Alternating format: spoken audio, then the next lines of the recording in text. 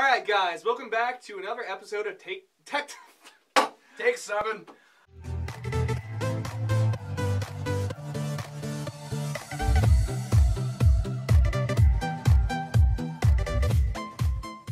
Alright guys, welcome back to another episode of Tech Talks, Take 7. We've tried this 7 fucking times. Yeah, and we've never gotten past the first article, because we keep getting interrupted. But that's not going to happen anymore. And you keep fucking up. And I keep fucking up. And Wendy's came. Don't start. I don't want this to be take 8. Alright, so our first article comes from Venture Capital Post, which is actually quite weird that Venture Capital is doing a gaming story, but you know, whatever. It says, Sniper Ghost Warrior 3 to surpass the Witcher series. CI Games invests $10.8 million in the forthcoming game. This is written out August 25th, published at about 6:11 a.m., so they're a few hours ahead of us, so I'll say it's probably around noon there. Okay, so about a year from now, Sniper Ghost Warrior 3 will be available across the globe for Xbox One, PlayStation 4, and PC. Just to make sure its latest installment for the Sniper series makes a great hit, its developer, CI Games, has announced its plans to invest 40 million PLN, which is 10.8 million US dollars, to the upcoming game. As stated by Radio Poland, the Polish developer, publisher and developer, CI Games, has formally made the announcement to invest 40 million PLN for the upcoming Sniper Ghost Warrior series. Its third installment, in the Sniper Ghost Warrior series, and it's first to feature an open world first-person tactical shooting, includes the company's first-ever AAA game. Just as overwhelming expectations suggest, CI Games aims to raise the bar for Sniper Ghost Warrior 3, and therefore making plans to cash out on a hefty investment for the game. So what made CI Games invest so much in the upcoming game? Reports claim that a big investment was intended to intimidate,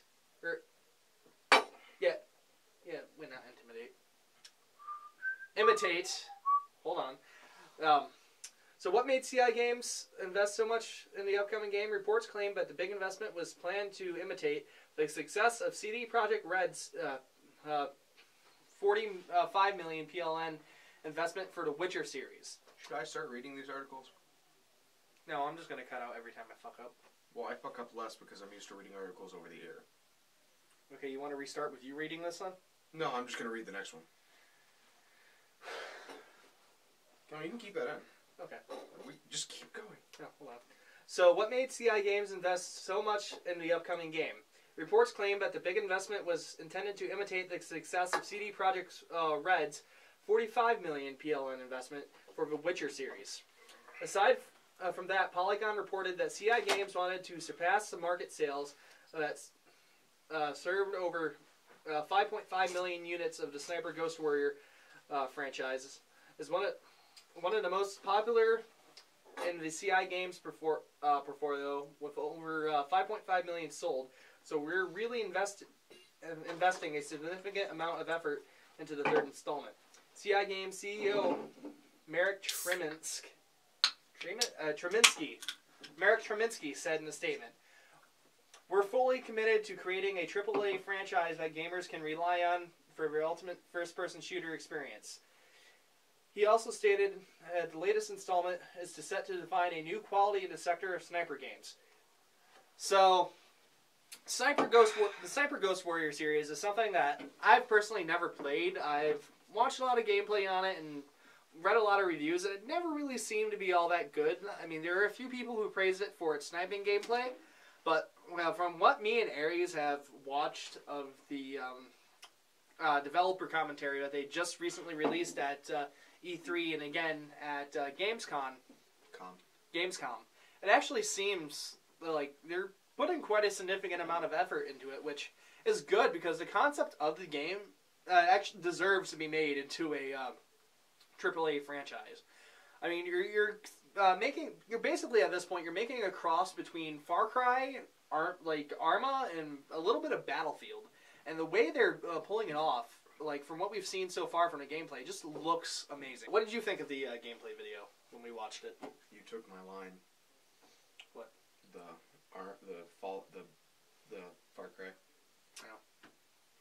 Yeah. Yeah, but just what did you, like, was there anything you were particularly impressed by, how they're doing it, the detail they were putting into it, anything you disliked about it? The bullet physics definitely look interesting. Yeah. I've never seen that much time put into it. Definitely goes with special forces and the gadgets, the stance of the video that I'm sure you're going to put over my face here of the guy standing with his arm over the sniper rifle, which I guess is kind of odd, but I mean, if you have a load up enough power sniper rifle and you only need to take one shot, oh, yeah. I mean, you're going to have a lot more readjust time after that. But it's definitely something interesting, and I'm probably going to pick up too. Yeah. Alright.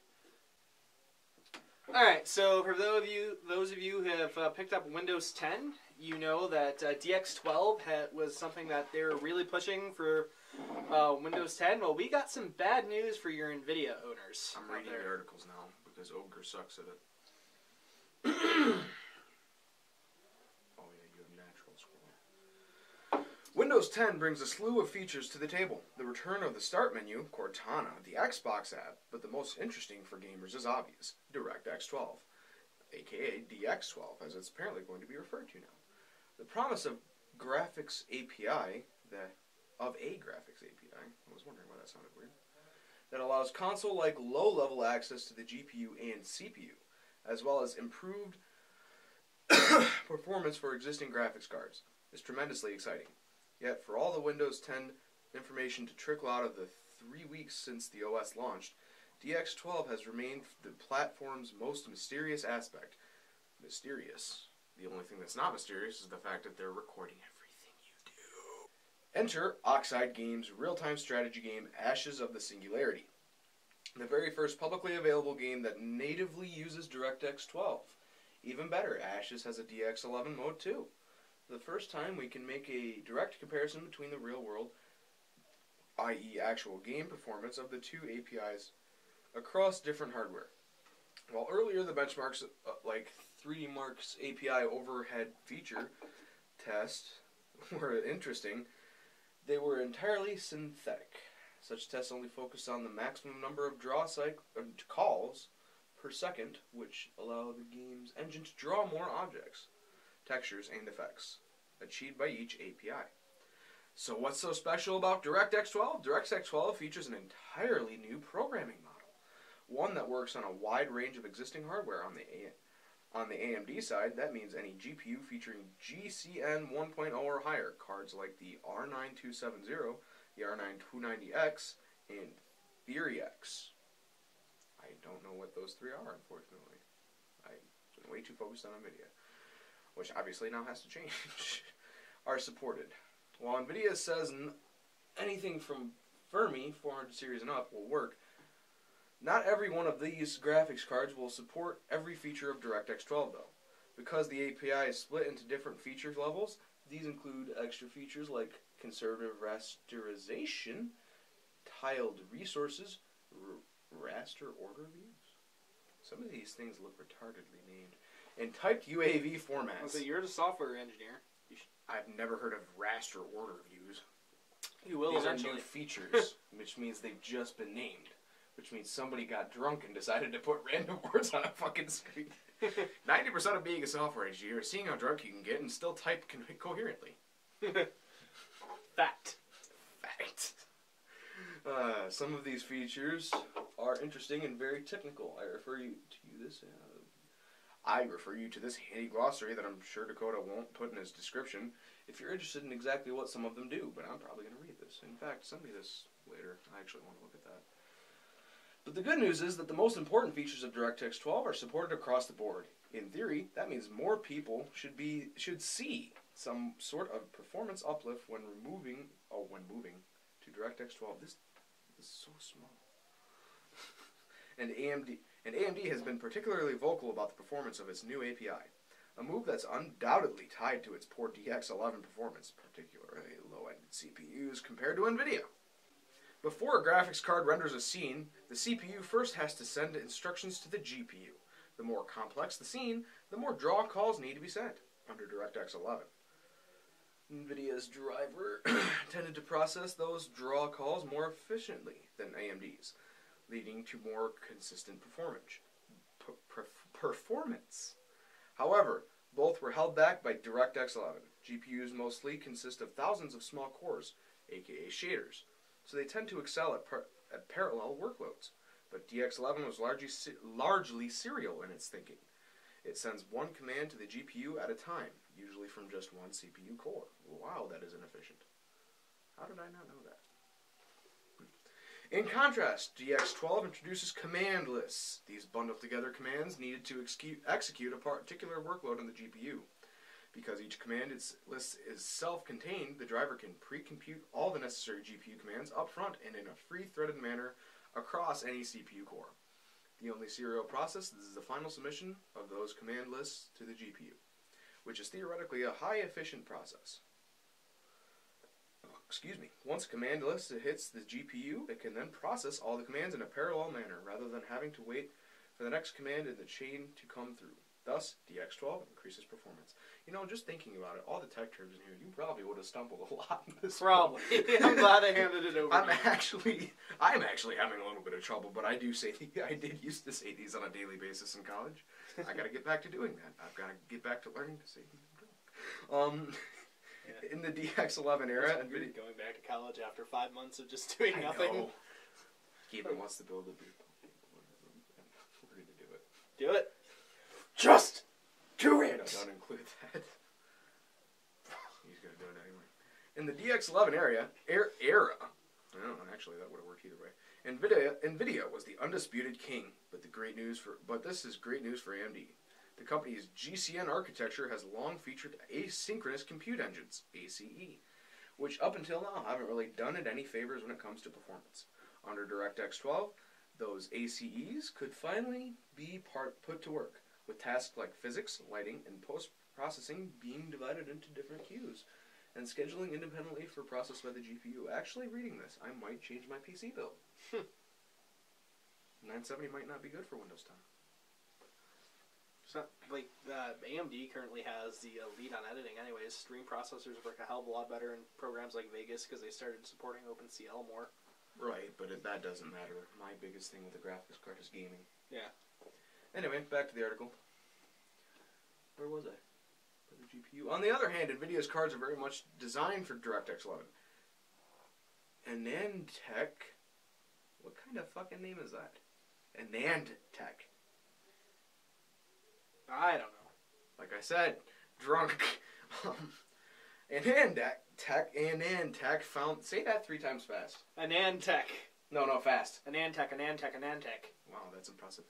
Found that any free Maxwell GPU from the company, that is pre-980 Ti, 980, 970, and 960, had to either execute in serial or preempt to move tasks ahead of each other. That's not a problem under DirectX 11, but it potentially becomes one under DX12.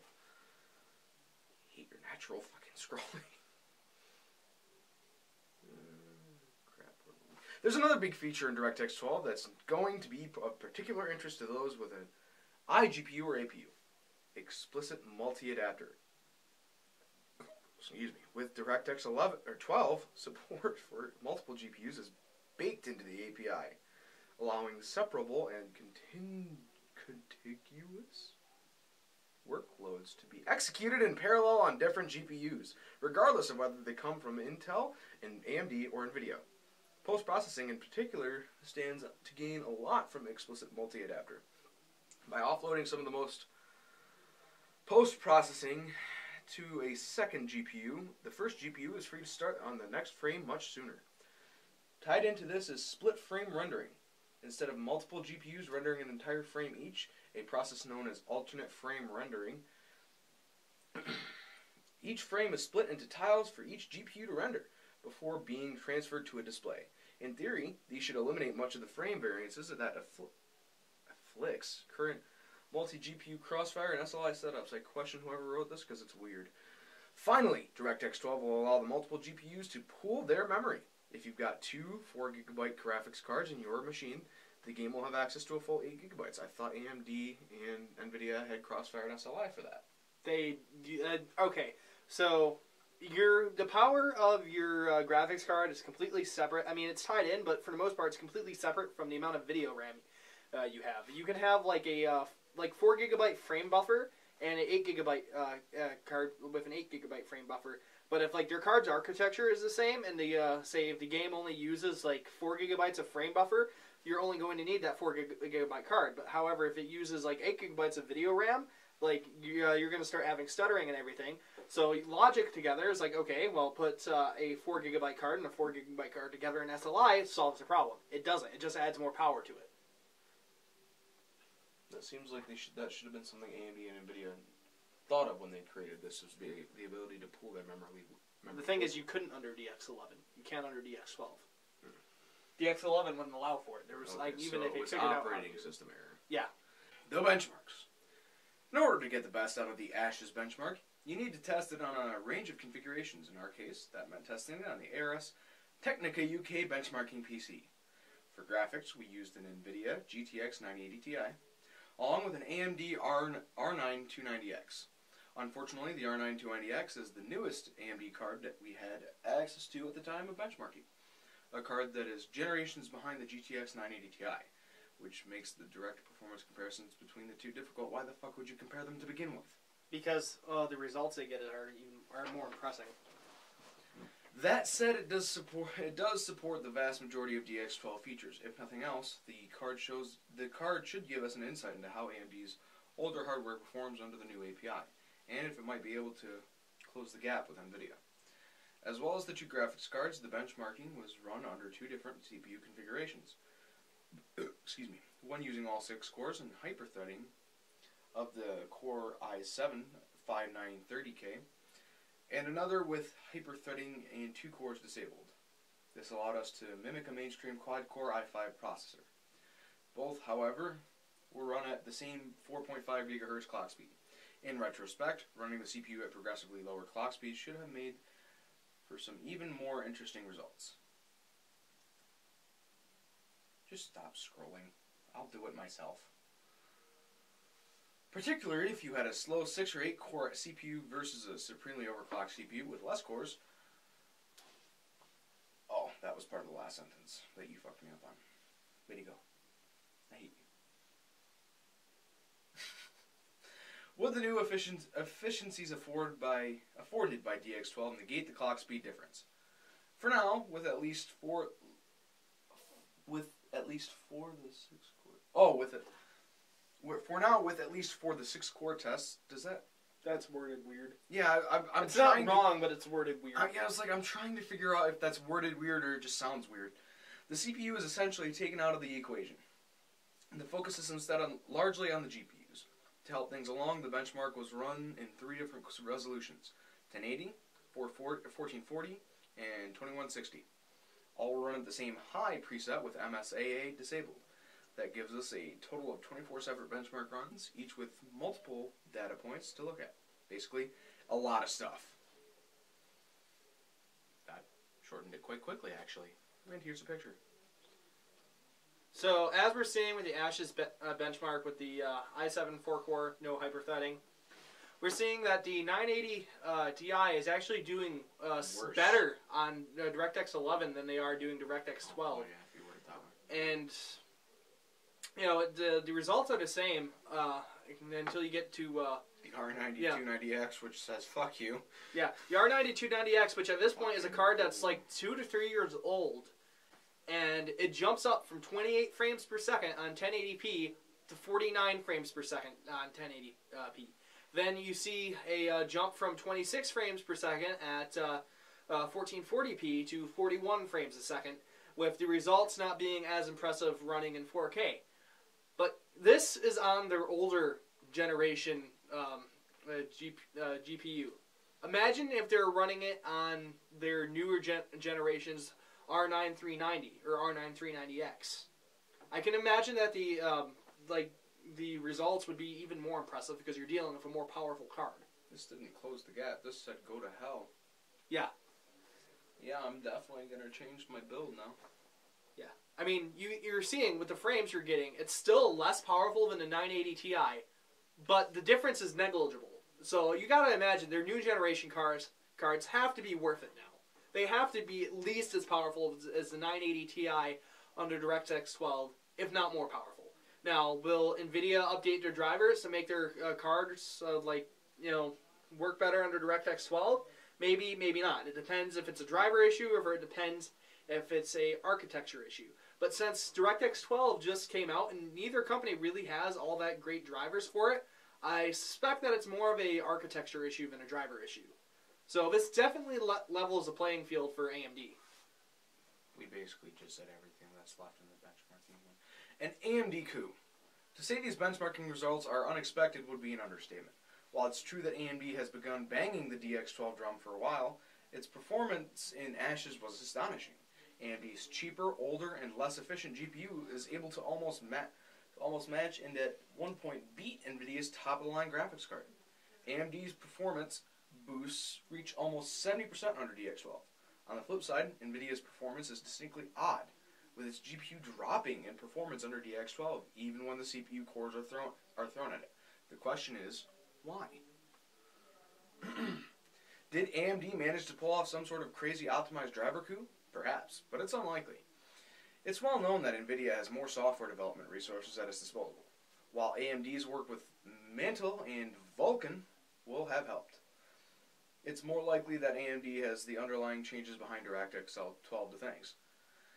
Since the 600 series of GPUs in 2012, NVIDIA has been at the top of the GPU performance pile, mostly in games that use DX10 or 11. DX11 is an API that requires a lot of optimization at the driver level, and clearly NVIDIA's work in doing so has paid off over the past few years.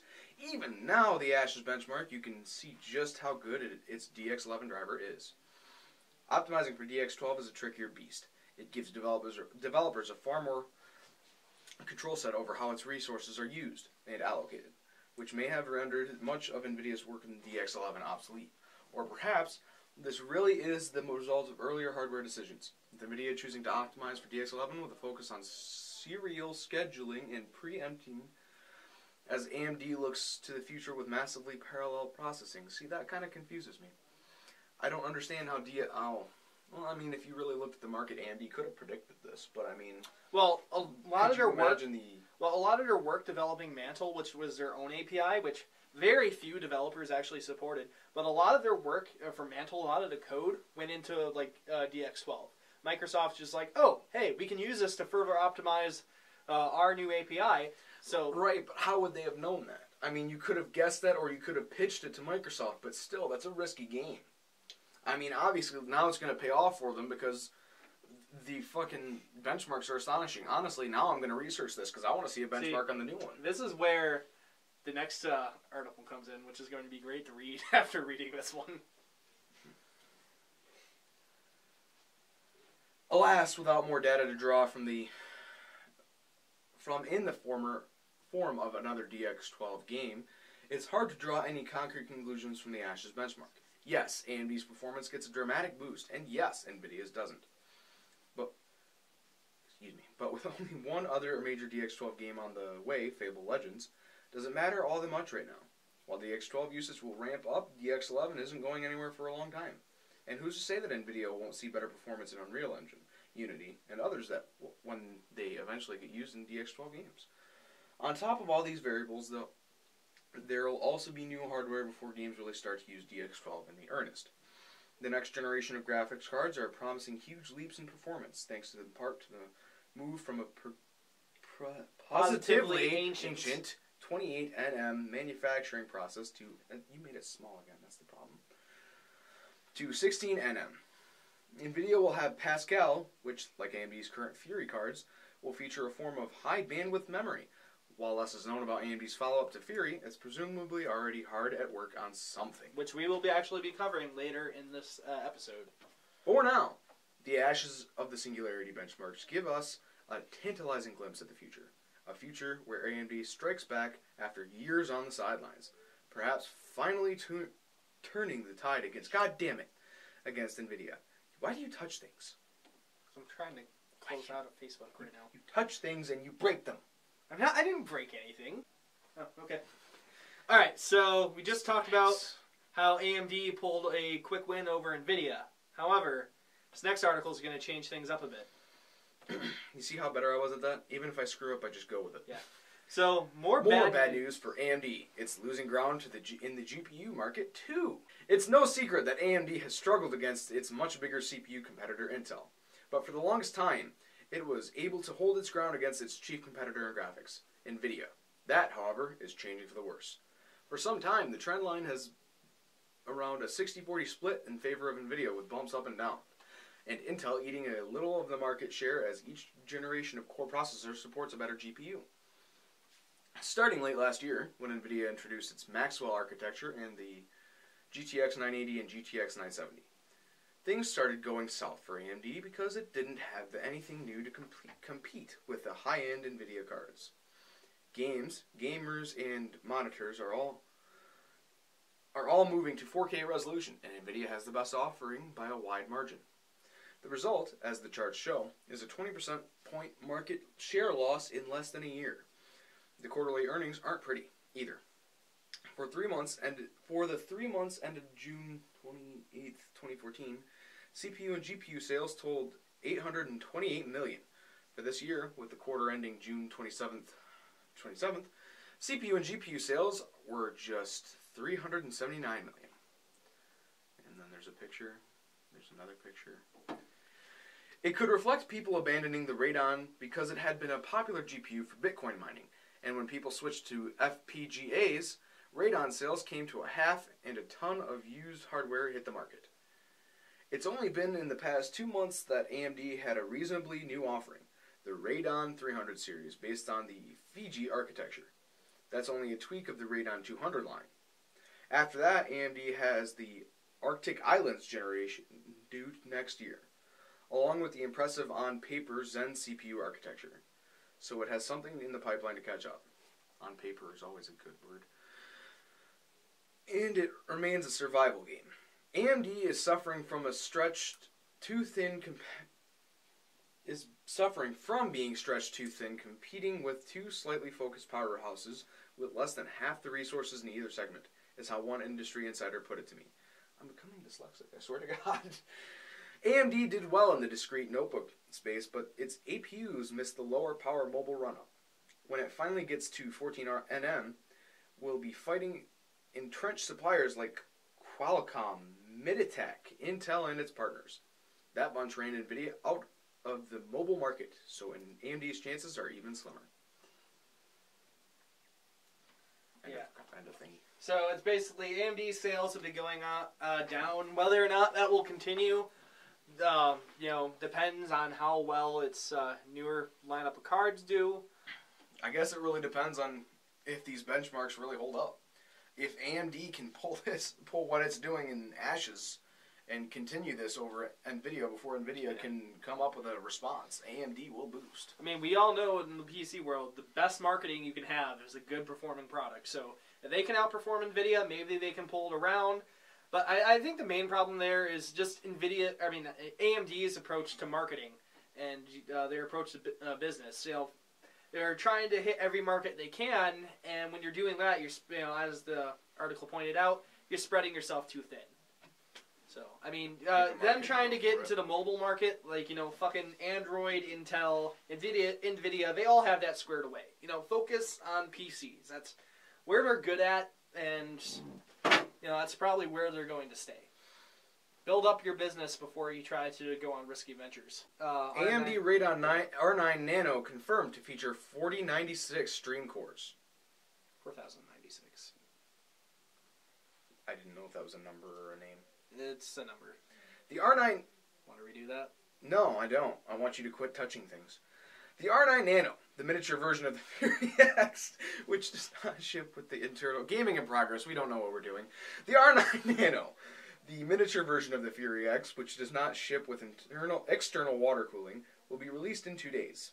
It was believed that the R9 Nano could actually feature the very same GPU as Fury X, Fiji, with 4096 stream cores. Is that better for you? Yes. Good. The leaked datasheet confirms this information. What's surprising is that the engine clock is reported as up to 1000 megahertz.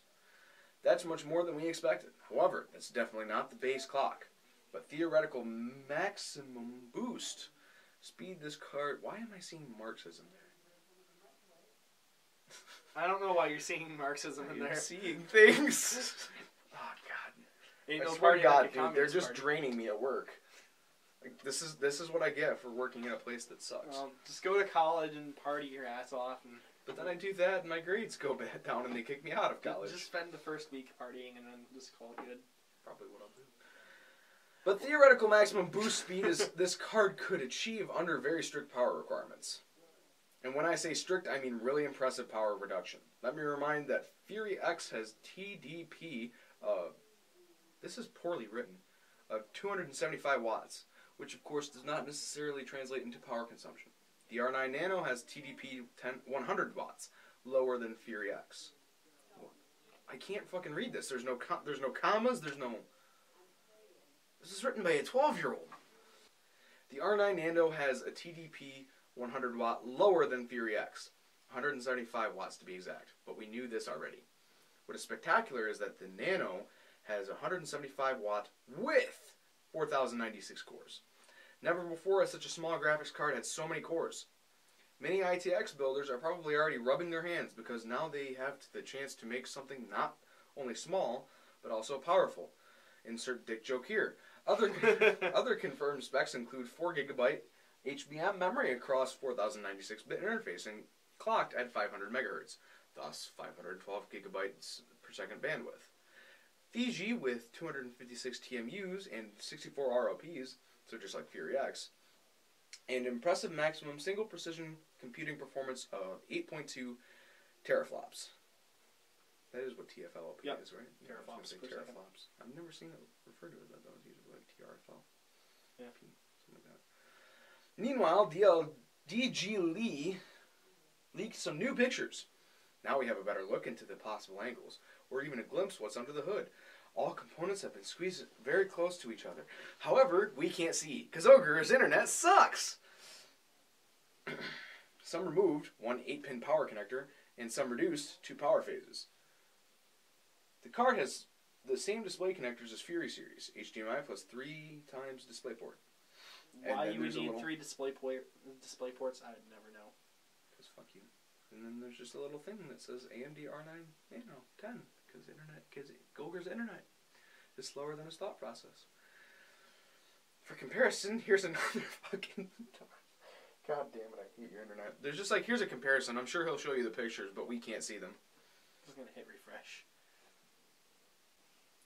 The Radeon R9 Nano should end up close to the GeForce GTX 980. In fact, we even have a slide from Hot Chip's presentation. The pictures are still loading. We were just missing that. There's nothing. Whoa. Holy crap, they rammed that in, didn't they? Yeah, that's a fucking really small card. Holy shit. Did they, is it like flipped upside down? Like, is it literally just that small? Yeah. Wow. That is impressive. That's the R9 Nano, dude. Mm-hmm. It's smaller than a 950, but as powerful as a 980. Think about that. Fucking mid-size, holy shit.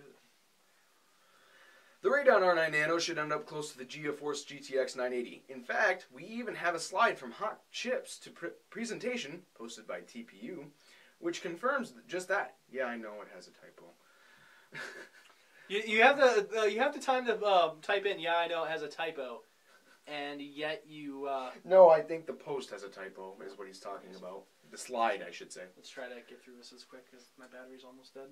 The Radeon R9 Nano could be a direct competitor to GTX 980 with performance above R9 390X and TDP of 175 watts. GTX 980 has a TDP of 165. The only difference is that GTX 980 is not offered in such a small form factor. No shit. So which card should you get? I think it also means R9 Nano price tag will be very close to the GM204's base model. Does that mean expensive? That's the GM204, I think, is the 980. I don't know why they're using a very specific name for it. So basically, the R9 Nano is a chip that is going to be as powerful as the 980, but is about as long as this Mountain Dew can that I'm holding right here. That is impressive. So yeah, like I said, AMD has been hitting a lot of hard points in their business lately, but hopefully this new lineup of cards will be able to tip things back in their favor. All right, so we're gonna end this Tech Talks with talking about Google's new gaming streaming service that they're offering. Through Will it? YouTube. Yeah, through YouTube. Will it kill Twitch? No. Probably not. You want to know why? Because you can't sing Happy Birthday in a goddamn song without them killing your fucking stream. Yeah, apparently that actually happened. Supposedly, but it's a popular story going on right now. Basically what's going on is they took their software that checks your videos that you post on YouTube to see if it has copyrighted content, made it worse, put it into the stream, and actually in their terms of service said this is probably going to fuck up. Literally, I wish I had the article in front of me, but Ogre didn't think about it. What they basically said was, here's a list of things you can do to get around our software, like you can get your channel whitelisted by a certain developer, but they literally outlined a series of points saying this is going to fail. Yeah. So basically, their standard content ID system, everyone knows how it works. You upload a video that has copyrighted content in it, and you can't monetize it. Well, it's the same software, except instead of not being able to monetize it, it just completely shuts down your stream. Or as soon as replaces it your stream recognizes with a placeholder image. Yeah, or replaces your stream with a placeholder image. I'm sure similar to a middle finger. Anyways, so will it kill Twitch? No. YouTube has user base to kill Twitch, but if they're going to take on Twitch, they need to get rid of their ridiculous, outdated, overly sensitive copyright claiming software. I know that they're reluctant to do it because they don't want to have to deal with the lawyers. They don't want to have to deal with the lawsuits. But we're talking about a company that is owned by Google. They can fight this if they really want to, and if Twitch can do it, YouTube can do it.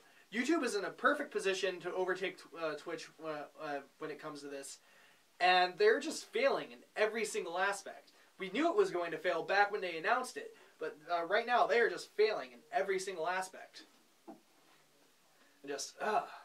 I mean, it works good. I mean, I watched some streamers on it. The quality is actually better than Twitch. You don't just have the settings for low, medium, and high. You can actually go and adjust what resolution you want to watch in instead of just those 3 little preset settings.